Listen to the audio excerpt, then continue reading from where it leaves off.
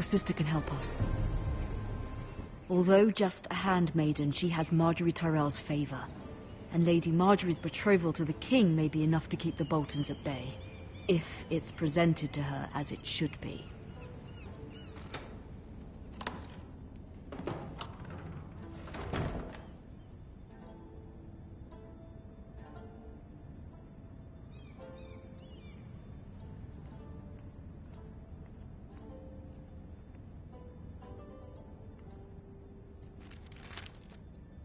It troubles me to even ask this of you, but you must appeal to Lady Marjorie to intervene on our behalf.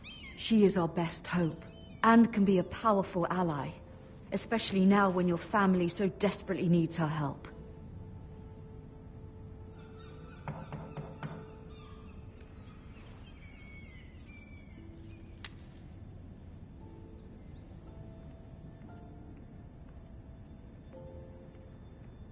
One moment.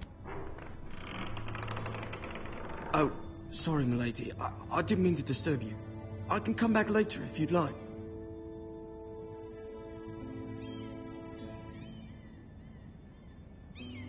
Later would be best. Of course, ma'am.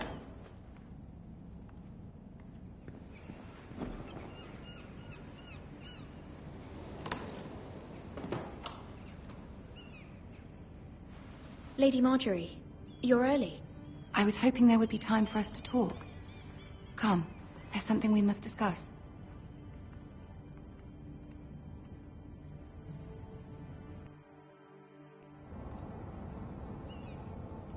From the day you arrived in Highgarden, I've thought of you more as a friend than as my handmaiden. A dear friend, in fact. Thank you, my lady. And you know how I feel about what's happened to your family. I feel your pain as if it were my own. What you've suffered is beyond imagining. My family wrote me, my lady. I don't doubt they must be overcome with grief. But you must not despair. We will get through this together. You must understand there are limits to what I can say, especially here in King's Landing, now that I am to be queen. To have a handmaiden from the north whose family fought for Robb Stark. It raises questions at a time I can least afford. Cersei herself cornered me this morning outside the Royal Sept. She mentioned the northern girl in my service, and she painted you a traitor. She was very pleased with herself. How did you respond? I told her you are one of my most trusted handmaidens, that you can hardly be blamed for the actions of your father and brother. Nonetheless, she demands an audience. She wants an apology of some sort. For what, I don't know, but she's waiting for us now, and I promised I would bring you to her. I wouldn't ask this of you if it were not important. I cannot afford any conflict with Cersei with the wedding so near. Find a way to appease her. Humor her. Tell her what she wants to hear. See if the Queen Regent is ready to receive us.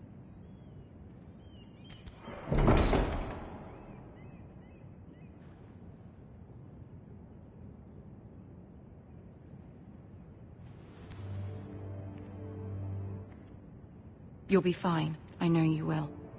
You may feel one thing, but you must say another.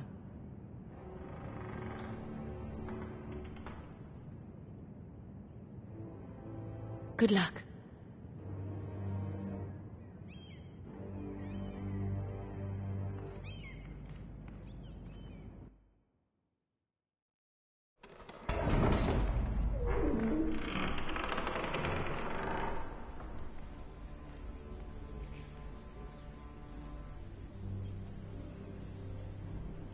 You can do this.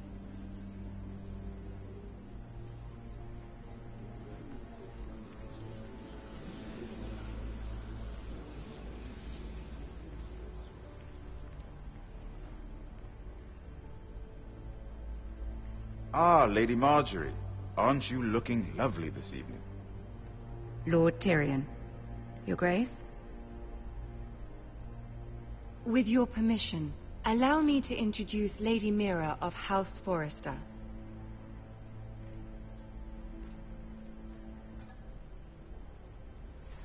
Your Grace.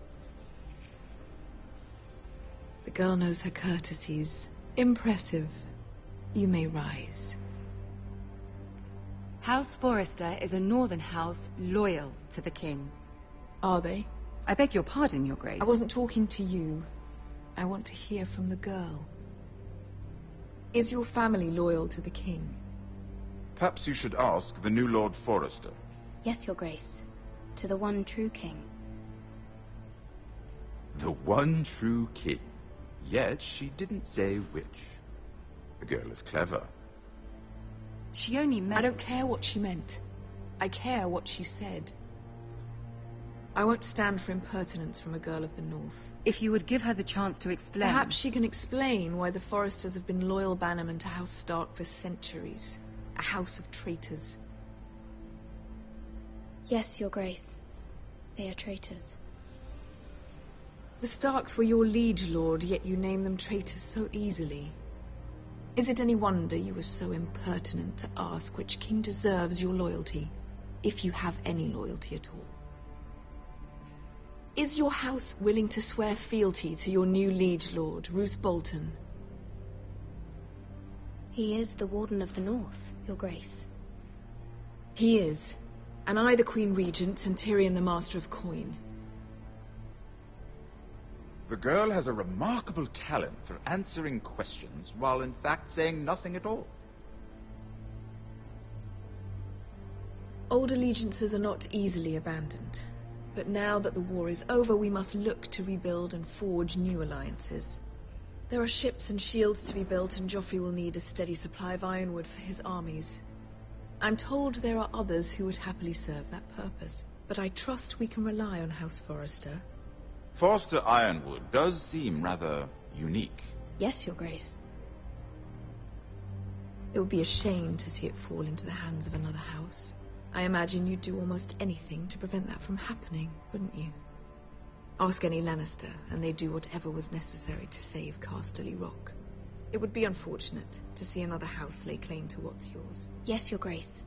I would do anything. I see. What would you have the girl do, Cersei? It's not as if she fought beside the Starks, wielding a battle axe for the Northern Army. It raises an interesting question, I suppose. Can we truly blame those who end up on the wrong side of the war? Our dear Marjorie here was betrothed to Renly Baratheon on the false assumption that he would one day rule the Seven Kingdoms. Can we fault her for her mistake? Should she be held accountable? I'm sure she regrets it. Perhaps. Perhaps not. If there's a point to this, I hope you find it quickly. Loyalty can be such a hard thing to define. This city alone is filled with all sorts of ambitious opportunists looking to reinvent themselves, pretending to be something they're not. Who knows what lurks within their hearts? You are a girl from the north here in service to Lady Marjorie. One can only assume her interests are yours. Yet loyalty to a king, that must be absolute, beyond question.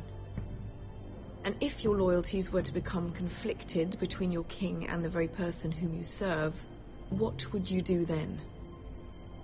I'm sure she would... Let the girl answer the question. I would be true to the king, Your Grace. Well said. I was beginning to worry you didn't have your priorities straight. She is a threat to the crown, isn't she? The most dangerous handmaiden in all of King's Landing. My sense is this girl will say almost anything to get what she wants. Which is not very encouraging. I'd like a word with you, if I may. Of course, Your Grace.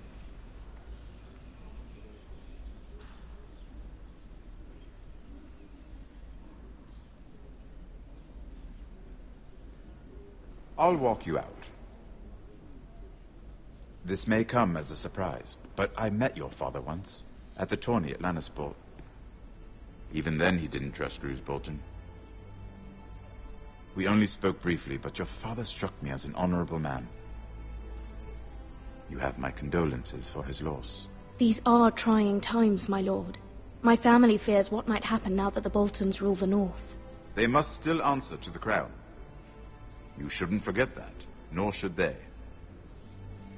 That certainly took courage. To so publicly declare your loyalty to Joffrey for all to hear. Poor Lady Marjorie was humiliated, although Cersei seemed quite pleased. It was quite the first impression. I, of course, found it all highly entertaining. I did it for Lady Marjorie. Rather odd, if that's what she asked of you. But I'm sure she has your best interests at heart. My sister and I have our differences. She takes great pleasure in her little charades. I take mine in thwarting them. We must find our amusements where we can. She threatened to give your ironwood to another house. It is the Master of Coin who decides such matters. The crown needs boats. Boats need wood, and I speak for the crown in this regard, not her. What are you suggesting? I suppose the crown could be persuaded to secure ironwood from House Forrester. Lady Marjorie might not look favorably on such an alliance, and it would infuriate Cersei. Although what would be amusing for me might prove rather dangerous for you and your house. Are you willing to risk that? It may be far too dangerous. In fact, forget I even suggested such a thing. It's a risk I'm willing to take, Lord Tyrion. Please. You are a brave girl, aren't you? I'll consider it. Now, if you'll excuse me, I promised Sansa I would join her for dinner tonight. 3 beautiful bottles of Dornish wine await my arrival. Thank you for the advice, Lord Tyrion. Just be careful. This is not the North. King's Landing can be a nest of vipers to the uninitiated.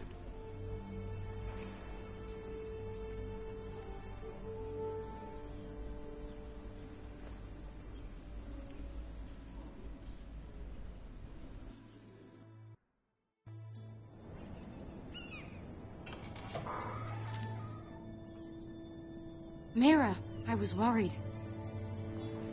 How was it? Cersei has a way of looking at you as though you're nothing. It's more than a little intimidating. Sorry, I shouldn't have asked. Lady Marjorie has spent the entire day working on the seating arrangements for the wedding. Of course, you and I are seated way at the back, here with the 4th cousins and the 9th-born sons. Sir Jaime, I wouldn't mind tarnishing that white cloak of his. Sarah! What? It's true. And Oberyn Martell, the Red Viper.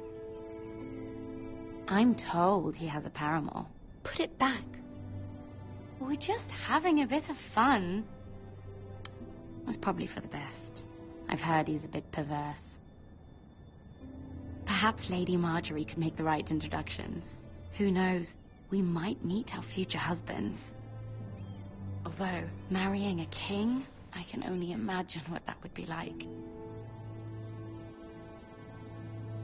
Would you marry Joffrey if it meant you'd become queen? He does have a certain look about him, and he's always treated Lady Marjorie well. I'd marry anyone if it helped my family. Right, of course. Well, I would marry him. Imagine the power you would have as Queen of the 7 Kingdoms. I might even allow you to be my handmaiden. Let's see, who else should we marry off? Brienne of Tarth and Tyrion Lannister. What a perfect match! Sir Bronn and... What are you doing?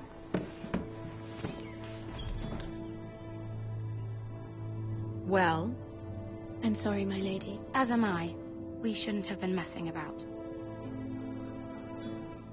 This is not a game. It's a battle plan. Allies and enemies can be made with every move. Yet they say it is men who are powerful. The Queen was pleased by your display, Mira. I'm just glad it's over. King's Landing can be exhausting sometimes. There's always someone to please or some perceived slight to smooth over. I fear it will only get worse when I am queen. Once they know your true heart, the lords and ladies will have no choice but to love you. Do you agree? Once you are queen, the lords and ladies will do their best to please you. You learn very quickly.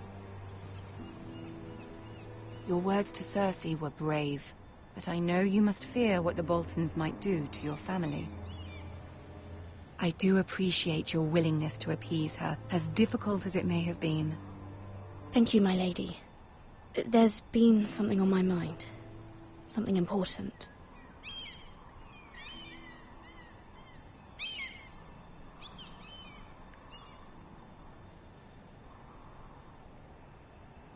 My mother wanted me to ask a favor of you, for my family. But as you said, you're in a delicate position now with the wedding so near. And I would never want to jeopardize that.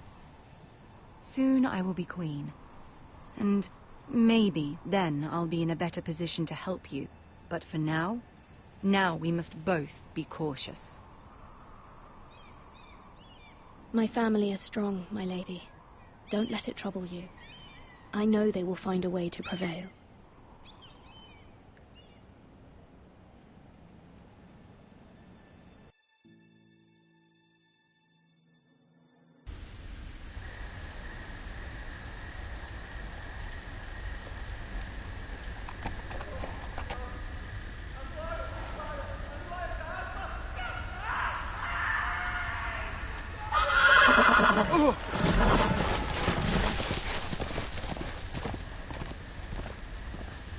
Seven hells. My lord, please. I am loyal to your father. I am loyal to House Bolton, please. No. No. No, stop, no, please, no. Stop, no. Let's play a little game, shall we? Did you know my ancestors wore the skins of their enemies as a coat?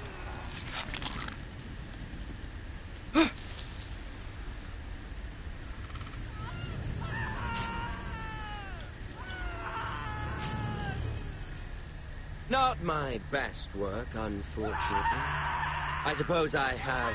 Hey!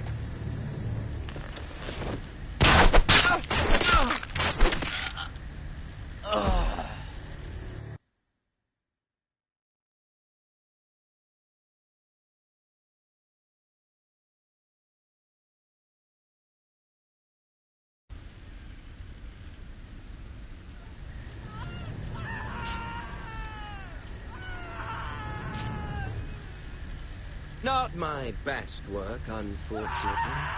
I suppose I have full enough practice. But he didn't make it easy, what with all that bloody noise. Like a drowning cat. I thought he'd never stop. As my father likes to say, a naked man holds few secrets. But the flayed man holds none. Pity he didn't know your father was the Warden of the North. He does now. How much further is it to these foresters? A day, my lord. 2 at most. What was that? My lord? Shh! Listen.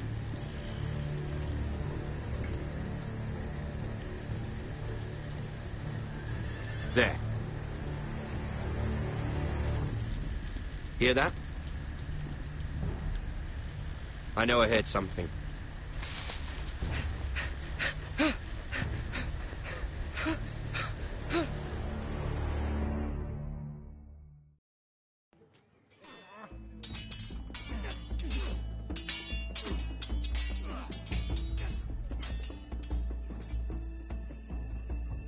Lord Ethan, as I was saying, you are young.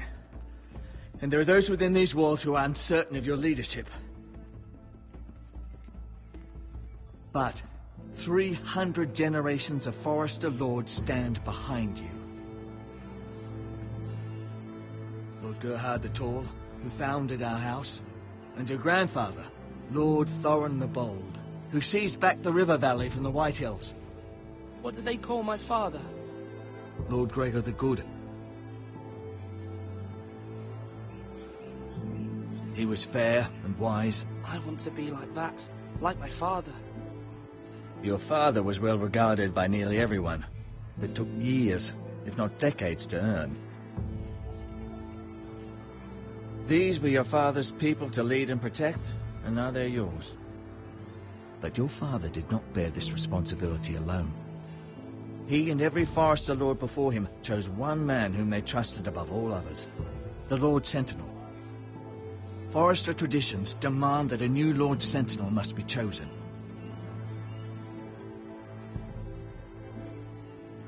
Keep walking, you craven son of a whore. Move! Summon the Lord! We need his judgment. I've done nothing wrong! I was only trying to survive!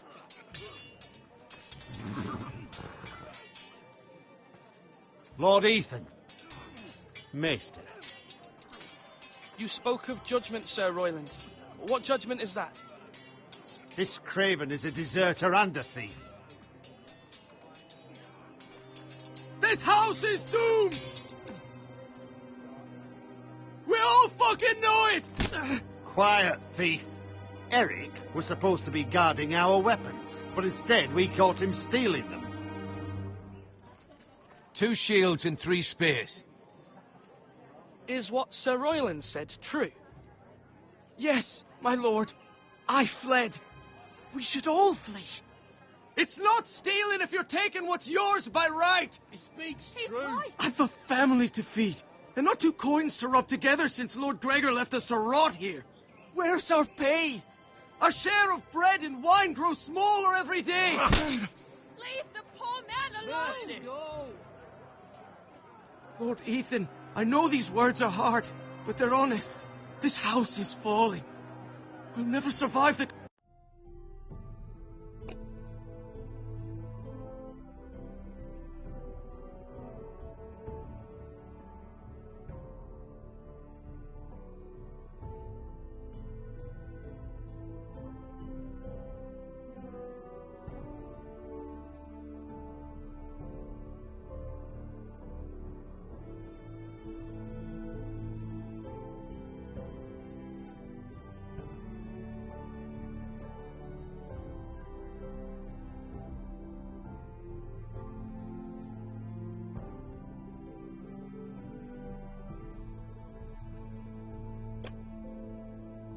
Coming winter. Calm yourself. The time for calm passed with the late Lord Forester. Now there's only chaos.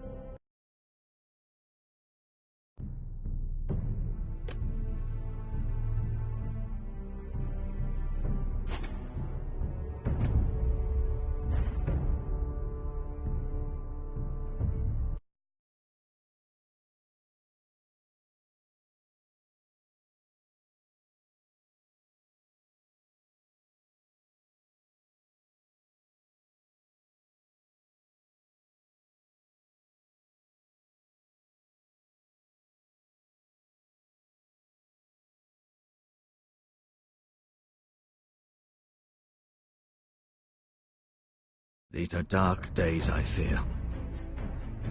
Good right!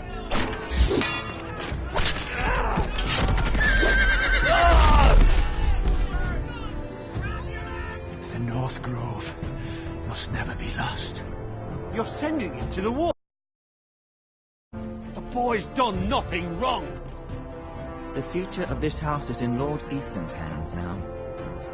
Duncan, I've decided to name you as my sentinel.